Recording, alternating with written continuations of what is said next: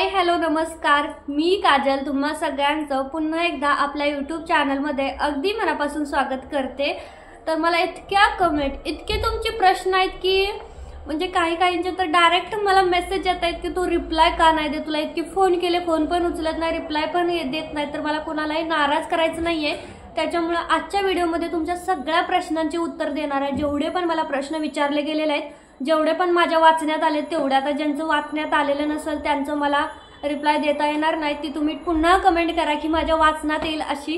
तर होतंय असं बघा की आता मला तुम्हाला माहितच आहे दिवसाचे 10-12 ड्रेस शिवावे लागतात, तेवढेच कटिंग करावे लागतात, घरातलं झाडू पोछा असतो, स्वयंपाक असतो, लेकराचा अभ्यास असतो, त्याला शाळेत सोडणं आणणं, पार्सल डिस्पॅच करणं, पार्सल पॅकिंग करणं, त्यासोबत यूट्यूबचे 2 चॅनलचे व्हिडिओ एडिट करणं, इंस्टाग्रामचे व्हिडिओ एडिट करणं, त्याचबरोबर ते अपलोड करणं, सगळं मला एकटीला करावं लागतं। त्याच्यामुळे मी इतकी जास्त थकून जाते की मला कमेंट वाचणं होत नाही। काल तर तुम्हाला सांगते, काल सकाळी मी व्हॉट्सअप ओपन केलं त्यावेळेस मला काहीतरी 1300 मेसेज होते। दुपारपर्यंत माझ्या मिस्टरांनी कंप्लीट करत 450 ठेवले होते।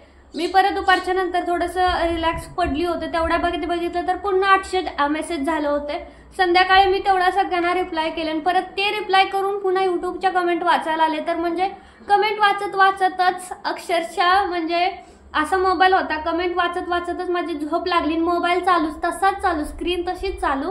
आणि त्याच्यानंतर मग त्यांनी म्हणजे माझ्या मिस्टरांनी ते आल्याच्या नंतर मग कॉल केला त्यांनी, मग मी उठली, त्यांना दरवाजा उघडा तर मोबाईल चालूच होता, मला माहीतही नव्हतं। तर इतका कंटाळा येतो, इतकी अक्षरशः थकून जाते एखाद्या दिवस, म्हणजे रोजच थकते, पण एखाद्या दिवस तर असा येतो की म्हणजे डोळे आपोआपच मिटतात, झोपायची सुद्धा गरज नाही, ते मनाने बसल्या म्हटलं तर डोळे मिटतात, एवढा कंटाळा येतो।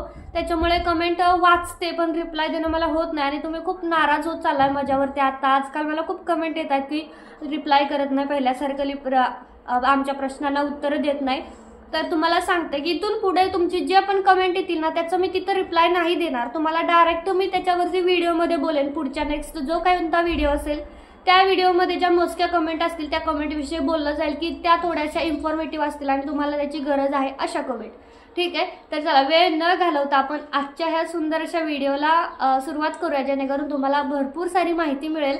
आणि तुम्ही असं नेहमीच म्हणता की माझ्याकडूनही तुम्हाला भरपूर शिकायला भेटतं, तुमच्याकडूनही मला भरपूर शिकायला भेटतं। तर कालच मी व्हिडिओ टाकला होता की मी ओव्हरलॉकची म्हणजे इंटरलॉकची मशीन घेते तर कोणती घ्यावी, त्याच्यावरती मला भरपूर ताईंचे मला म्हणजे कमेंट आले। खरं तर कमेंट वाचण्यात आले नाही, पण इतके कमेंट आहेत की काय सांगू, इतकं प्रेम करताय त्यासाठी सगळ्यात आधी थँक्यू। कारण खूप सगळीकडेच इतकं प्रेम, इंस्टाग्रामचे व्हिडिओ सुद्धा मिलियनमध्ये व्ह्यूज जातात आणि इतक्या छान कमेंट, एक कमेंट सुद्धा निगेटिव्ह येत नाही, त्याच्यासाठी खूप सारं थँक्यू। इतकं प्रेम दिलं त्याबद्दल पहिल्यांदा तर तुम्हा सगळ्यांना, कारण खरं तर मला वाटलं नव्हतं की मी इतकं करू शकते। तर अजून तरी खूप मोठी पायरी आपल्याला गाठायची, कारण आता तरी बिझनेस सुरू आहे पण सेव्हिंग जास्त नाही आहे, त्याच्यामुळे जर आपल्याला सेव्हिंग करायचं असेल त्याच्यासाठी आपल्याला अजून पुढे वाढवावं लागेल आणि ते आपला हळूहळू वाढणारच आहे। तर चला आता पटकन तुमच्या सगळ्या प्रश्नांची उत्तरं देते। सगळ्यात पहिलं तर कालचं मला मशीनवरती भरपूर कमेंट आले की ही मशीन घे ती मशीन घे, तर आता जातोयच आम्ही आज संध्याकाळी किंवा उद्याच्या ब्लॉगमध्ये तुम्हाला बघायला भेटेल। मी जाईल ना कोणती मशीन आणते तेही तुम्हाला दाखवेन, एकदा दुकानात बघणार आहे। बऱ्याच ताईंच्या कमेंट आल्या की ऑनलाईन घे, ऑनलाईन स्वस्त आहे, कुणाच्या आल्या की सेकंड हँड घे, तर माझे मिस्टर सुद्धा म्हणतात की सेकंड हँड घे, सेकंड हँडमध्ये जास्त फायदा आहे। तर बघू आता कसं होतंय ना, कारण आपल्यालाही परवडलं पाहिजे, आपलं काही इतकं सेव्हिंग नाही, अंथरूण बघून पाय पसरले पाहिजेत, एकदम मोठी भरारी घेऊन काही कामाची नसते, असं माझं पहिल्यापासूनच मत आहे। त्याच्यानंतर की दुसरी कमेंट आहे यूट्यूबच्या संदर्भातच खूप साऱ्या कमेंट आहेत की माझं यूट्यूब चॅनल आहे आणि वॉच टाईम कंप्लीट नाही, 4 वर्ष झाले तर काम केलंच नाही त्या चॅनलवरती, तर आता न्यू चालू करावा का तोच चालू करावा। तर असं काही नाही की न्यू केला पाहिजे, तो सुद्धा जर तुम्ही कंटिन्यू व्हिडिओ टाकले तर तुमचा चॅनल रीच होऊ शकतो, पण नवीन जे चॅनल असतात, नवीन ओपन केलेले चॅनल असतात ते जरा जास्त पटकन ग्रो होतात, पण त्यासाठी सुद्धा काही टिप्स आहेत बरं का। तुम्ही उगाच काहीतरी व्हिडिओ बनवताय आणि टाकताय, त्याला काही एक व्हॅल्यू नाही आहे यूट्यूबवरती, कारण आजकाल घरात 4-4, 5-5, एका घरात 4-5, 5-5 चॅनल आहेत एका घरातून, माणसांनी तरी नेमकं कुणाकुणाचं बघायचं, आणि त्यात जर तुमची क्लॅरिटी नसेल, त्याच्यामध्ये ना कंटेंट नसेल दाखवण्यासारखा, उगाच काहीतरी दाखवायचं म्हणून कुठलं तरी गाणं घेतलं, उगाच काहीतरी असं काय म्हणतात लिपसिंग करून व्हिडिओ बनवला असे पण जास्त चालत नाही. आता लिपसिंगचे पण चालतात पण त्याला क्लॅरिटी बी तशी पाहिजे, एडिटिंग पण तसंच पाहिजे सेम. मोबाईल ठेवलाय असं नॉर्मली आपण इथं बोलून लिपसिंग करतोय काही होणार नाही, त्याला एडिटिंग तसं पाहिजे. त्यासाठी मोबाईल तसा पाहिजे क्लॅरिटीवाला. आणि ह्याच्या रिलेटेड तुमचा जर क्लॅरिटीवाला मोबाईल नसेल तर तुम्ही असं व्हिडिओ शूटच करू नका, तुम्ही काहीतरी वेगळं करण्याचा प्रयत्न करा. त्याच्यावरती मी आधीच व्हिडिओ कालचा टाकलेला आहे की तुम्ही चेहरा न दाखवता फक्त मोबाईलमधून काम कसं करू शकता. त्याच्यावर तुम्ही वेगवेगळे चॅनल चालू करता, डिझाईनचे पॅटर्नचे काहीही मी सगळं त्याच्यामध्ये सांगितले. तो व्हिडिओ बघितला नसेल तर नक्की बघा.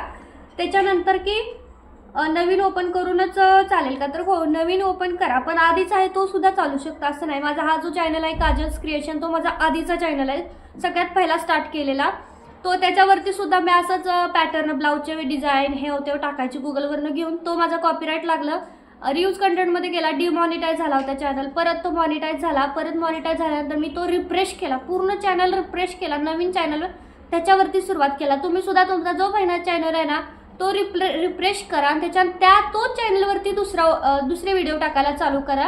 फक्त ते सबस्क्रायबर आधीचे आहेत ना ते फक्त डिलीट होत नाही, तर सगळे व्हिडिओ डिलीट होतात. तुम्ही ज्या वेळेस रिफ्रेश करायला तिथे तुम्हाला ऑप्शन असतो की फक्त व्हिडिओ डिलीट करायचा आहे की तुमचे सबस्क्रायबर ऑल सगळंच डिलीट करायचं आहे, ते सगळं ऑप्शन असतं. तुम्ही ते करू शकता, रिफ्रेश करून त्याच्यावरती सुरुवात करू शकता, म्हणजे रीच होऊ शकतं. माझं सुद्धा तुम्ही बघितलं असेल तर आत्ताच मी सुरू केला, काय अजून 100-150 पण व्हिडिओ झाले नसतील तर 83,000च्या आसपास का 87 का 88,000 सबस्क्रायबर त्याला झालेले आहेत.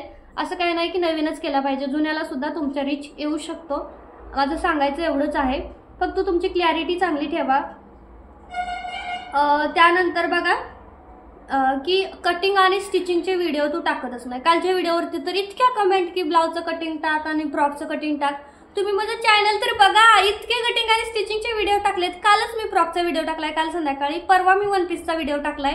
मला त्याच कमेंट येतात की वन पीसचं कटिंग आणि स्टिचिंग. माझं चॅनल तर बघा, तुम्हाला नाव सांगते मी, काजल्स क्रिएशन टाईप करा यूट्यूबवरती, किंवा त्या चॅनलची लिंक माझ्या अबाउट सेक्शनमध्ये सुद्धा आहे आणि आज मी या व्हिडिओचा डिस्क्रिप्शन बॉक्समध्ये सुद्धा देते. त्याच्यावरती ऑलरेडी 100-150 व्हिडिओ कटिंग आणि स्टिचिंगचे टाकलेत मी, आणि अजून इथून पुढे टाकणार आहे जसं टाइम भेटेल. तुम्हाला माहिती आहे वेळ नसतो, एडिट करायचं म्हटलं की 2 ते 3 तास लागतात एक व्हिडिओ. मला इतका वेळ नसतो, 3 तास त्याला गेले तर माझ्याकडे कपडे शिवायचे असतात, ते तसेच राहतात. तरीही मी रोज एक व्हिडिओ कटिंग आणि स्टिचिंगचा टाकते.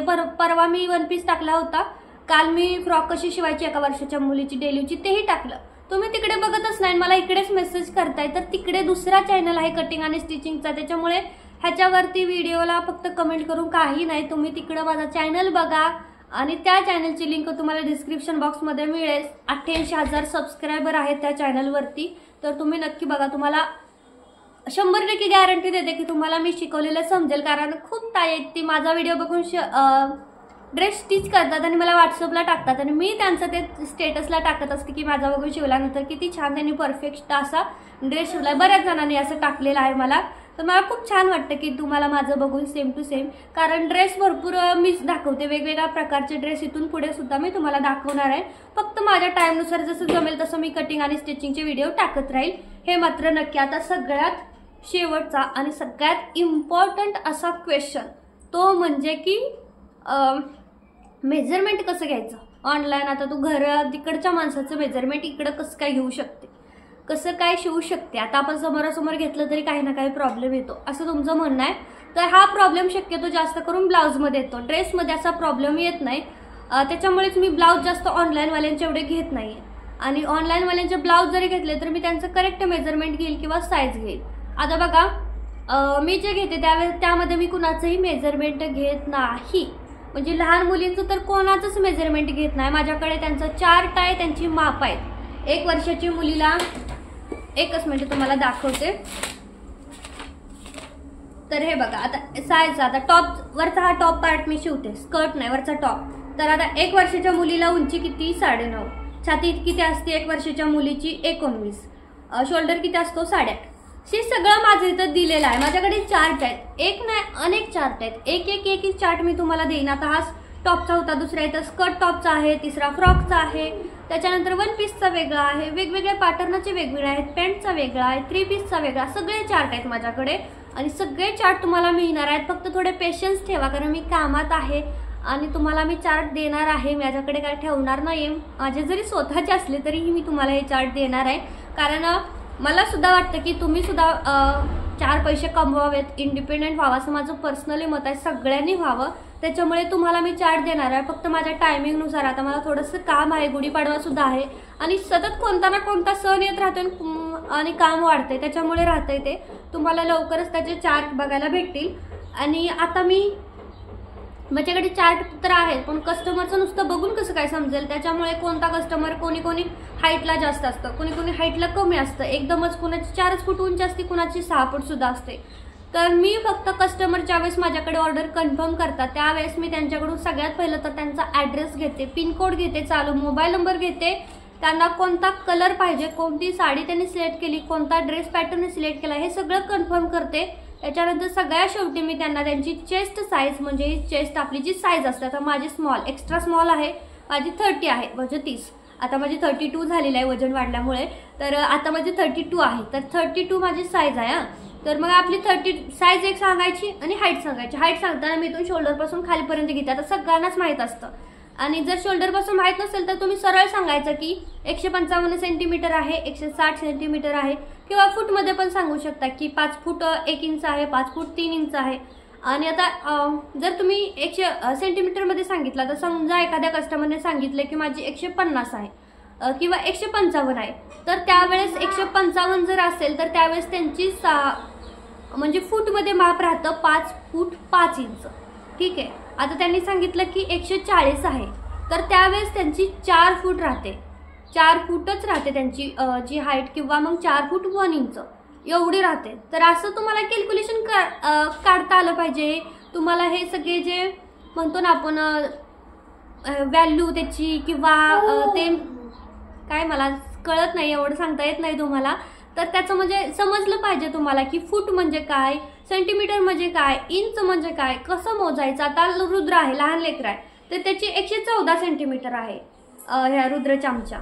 तर मग त्याची किती झाली उंची, ती तुम्हाला म्हणजे असं काढता आली पाहिजे. आता 114 म्हणजे त्याची 1 फूट 4 इंच अशी नाही होऊ शकत ना, त्याची जास्त आहे. तर तसं तुम्हाला व्यवस्थित काढता आलं पाहिजे. तुम्हाला समजत नसेल तर मी तुम्हाला समजावेन पुढच्या व्हिडिओमध्ये. हे असं असतं की तुम्हाला त्याची व्हॅल्यू काढता आली पाहिजे आणि तुम्हाला समजता आलं पाहिजे की आता कस्टमरनं तुम्हाला सांगितलं की माझी जी उंची आहे 121 सेंटीमीटर आहे. आता टेप ज्यावेळेस आपण मोजतो, टेप नाही जवळ, आता समजा पूर्ण टेप आहे, टेपमध्ये त्यांनी सांगितलं की 121 किंवा 125 सांगितलं, तर त्यावेळेस त्यांची उंची झाली 4 फूट. तर हे तुम्हाला काढता आलं पाहिजे. हे कसं काढायचं ह्या रिलेटेड व्हिडिओ मी संपूर्ण डिटेलमध्ये तुम्हाला समजावेन एखाद्या व्हिडिओमध्ये, किंवा टाइम भेटेल तसंच समजावेन जर तुम्हाला ऑनलाईन कस्टमर घ्यायचे असतील तर. आणि मग तुम्हाला असं समजत नसेल तर डायरेक्ट तुम्हाला त्यांची उंची घ्या शोल्डरपासून. आपली जशी 55 भरते, कुणाची 54 भरते, कुणाची 50 भरते, तशी शोल्डरपासून उंची घ्या. आता माझ्याकडे सुद्धा कस्टमर येतात, ते कोणी शोल्डरपासून उंची सेंटीमीटरमध्ये सांगतं, कोणी शोल्डरपासून उंची इंचामध्ये सांगतो, कोणी फुटामध्ये सांगतात. तर ते सगळं मला हँडल करावं लागतं. प्रत्येक कस्टमर हा वेगवेगळ्या पद्धतीने माप देतात. सगळेच कस्टमर सेम पद्धतीनं माप देत नाही. त्याच्यामुळे आता राहिला प्रश्न की आता ही ज्या माप आपण घेतो त्या मापाने जर ड्रेस शिवला तर अगदीच बरोबर जातो का? तर ड्रेस शक्यतो बरोबर जातो. ड्रेसमध्ये जास्त काही प्रॉब्लेम येत नाही. आता असंही म्हणणार नाही की माझे सगळे शिवलेले ड्रेस हे परफेक्ट असतात. माझ्याकडे आतापर्यंत 2 ड्रेस रिटर्न आलेले आहेत, त्यांना आवडले नाही. फिटिंग तर होतं, पण त्यांना त्यांना असं वाटलं की गळ्याची उंची कमी जास्त आहे, कुठे हे कमी जास्त आहे असं वाटलं त्यांना, किंवा स्कर्टमध्ये लेहंग्यामध्ये त्यांना वाटलं की थोडी हाईट कमी आहे. अगदी त्यांची थोडी जरी हाईट कमी असेल तरी काही कस्टमर रिटर्न देतात. असं नाही की जमिनीबरोबर त्यांना पाहिजे तर मग त्यांनी मापही तशी द्यायला लागतात. आता कधी कधी कस्टमर माप करेक्ट देतात, पण तरी आपल्याकडून कधी कधी हाईट कमी होते, कधी वाढते, अशा म्हणजे होतं. तर मग त्यावेळेस जर नाही आवडलं तर ते कस्टमर रिटर्न करतात. माझे आतापर्यंत 2 ड्रेस रिटर्न आलेले आहेत. असं नाही की रिटर्न आलेले ड्रेस काही कामाचे नाही. रिटर्न आलेले स्वतः घाला, काय प्रॉब्लेम होतोय तेव्हा. मी सुद्धा माझे जे रिटर्न आलेत ना ते स्वतः घाले ना. तर लहान मुलींची आहे ती माझ्या मुली आहेतच गावाकडे, त्याच्यामुळे कुणाला नाही कुणाला यूज होईल. ज्यावेळेस आपलं घरातलं असतं त्यावेळेस आपण असा विचार करत नाही की हाईट कमी आहे, घालतात, काही प्रॉब्लेम येत नाही. तर बघा आता ऑनलाईन म्हणलं की कधी तोटा आहे, कधी फायदा आहे, कधी रिस्क आहे, कधी इझी सुद्धा आहे. त्याच्यामुळे करावं लागतं. केलं तर अनुभव येईल. कधी फायदा तोटा बघत बसायचं नाही. कधी फायदाही होईल, कधी तोटाही होईल. याकडे एवढं लक्ष द्यायचं नाही, करत राहायचं.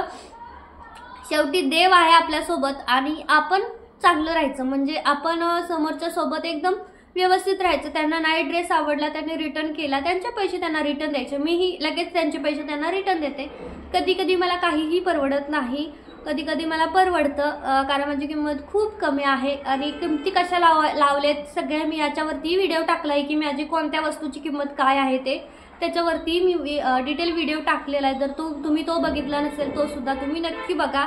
आणि आशा करते की तुम्हाला तुमच्या सगळ्या प्रश्नांची उत्तरं समजली असतील, की मापं वगैरे कशी घेते आणि कसं शिवते, शिवल्यानंतर प्रॉब्लेम येतो का, कधी कधी येतो सुद्धा, कधी कधी नाही येत. आता सगळ्यात शेवटी म्हणजे की कुरिअरला चार्ज किती लागतो, तर मी राहते गुजरातला. महाराष्ट्र म्हणजे अदर स्टेट असेल तर काहीतरी 100च्या वर चार्ज असतो आणि स्टेटमध्येच असेल आताच आहे तर मी गुजरातला आहे, तर मला जे गुजरातमधली जी पार्सल आहेत का नाही, सुरत म्हणा वगैरे, 30च रुपये लागतात, जास्तीत जास्त 40.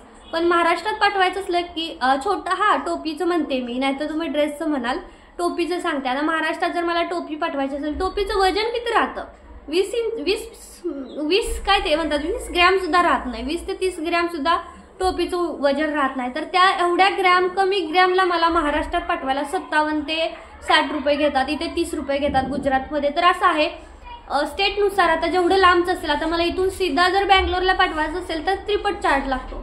इथून महाराष्ट्रात जायला 60, तिथून पुढे जायला 60, असा 120 चार्ज मला पुढच्या स्टेटचा लागणार. त्याच्याही पलीकडे स्टेट असेल तर अजून 60 रुपये वाढणार. तर हे असं असतं बघा, चार्ज हे तसं असतो. त्याच्यामुळे मी तर फ्री डिलिव्हरी देते. आणि आता मला असं म्हणता येत नाही की फ्री डिलिव्हरीमध्ये 900 रुपये ह्यांना दिले, तुमचं लांब गाव आहे तर तुम्ही चार्ज जास्त आहे तर तुम्ही 1000 रुपये द्या, असं म्हणता येत नाही. ते लगेच म्हणतात मी 1000 का देऊ. मग अशा वेळी जे मला 60 रुपयाचा वरचा जो फायदा होतो दुसऱ्या कस्टमरकडून जवळच्या, ते लांबचे कस्टमर असेल तर 60 रुपयाचा तोटा झाला. तर असं असतं, कधी फायदा कधी तोटा, बिझनेस म्हटलं की येतो. पण कष्ट करायची तयारी पाहिजे, कारण खूप कष्ट आहे, अतोनात कष्ट आहे. रेडीमेड गोष्ट जर आपल्याला विकायची असेल, आता मीही सुरू करणार आहे, कारण मला याच्यामध्ये खूप कष्ट वाटतात. हे बंद नाही करणार, फक्त किमती वाढवणार आहे. आणि मला माहित आहे किमती वाढवल्यानंतर माझ्याकडे आपोआपच ऑर्डर कमी होतील, कारण की सगळेजण म्हणणार जास्त प्राइस वाटते. पण मलाही परवडलं पाहिजे. मला एका ड्रेसच्या मागे असं कमीत कमी 300 रुपये तरी फायदा पाहिजे. आता मला जो ड्रेस मी शिवते त्याच्या मागे मला 150 रुपयेच फायदा होतो. कुरिअर चार्ज, शिलाई, त्याचं अस्तर, त्याचं फॅब्रिक सगळं काढून 150 रुपये पडतात एका ड्रेसच्या मागं. एक ड्रेस शिवायला 1-1.5 तास लागतो. पॅकिंग वगैरे सगळं पकडलं तर 2 तास पकडून चला. 2 तासाची कमाई 150 रुपये, खूप जास्त कमी आहे. त्याच्यामुळे मी असं ठरवलंय आता की आपल्या साड्यांचा किंवा रेडीमेड ड्रेस चालू करायचे. रेडीमेड डायरेक्ट माल होलसेलमधून घ्यायचा आणि तो विकायचा, असं माझं चाललेलं आहे. तो बघू आता पुढं, कारण स्मार्ट वर्क मला वाटतं जास्त कामाचं राहील. आणि जर हे मला हार्ड वर्क करायचं असेल शिलायचं, तर त्यासाठी मला बायका पाहिजेत कामाला. एकटी पॉसिबल नाहीये. बट हे पाठीमागे इकडून मुंग्या येत आहेत, हे पॉसिबल नाही एकटी करणं. मला मजा वाटत होती आता, पण नाही पॉसिबल, एकटी करणं शक्य नाही. त्याच्यामुळे आता मी पैसे जास्त दिले तरच मी ऑर्डर घेणार आहे, कारण आता फिनिशिंग आहे, ओव्हरलॉक सुद्धा देणार आहे, ऑल सगळं आहे, त्याच्यामुळे घेणार आहे. सो बघू आता, जसं होईल तसं होईल.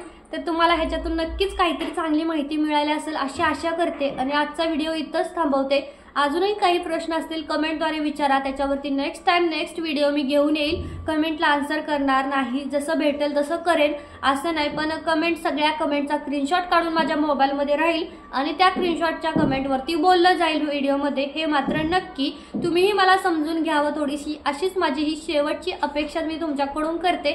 आणि आजचा व्हिडिओ इथंच थांबवते. आवडला तर लाईक, शेअर, कमेंट आणि अजूनही चॅनलला सबस्क्राईब नसेल केलं तर सबस्क्राईब नक्की करा. भेटूयात पुढच्या व्हिडिओमध्ये. Bye bye.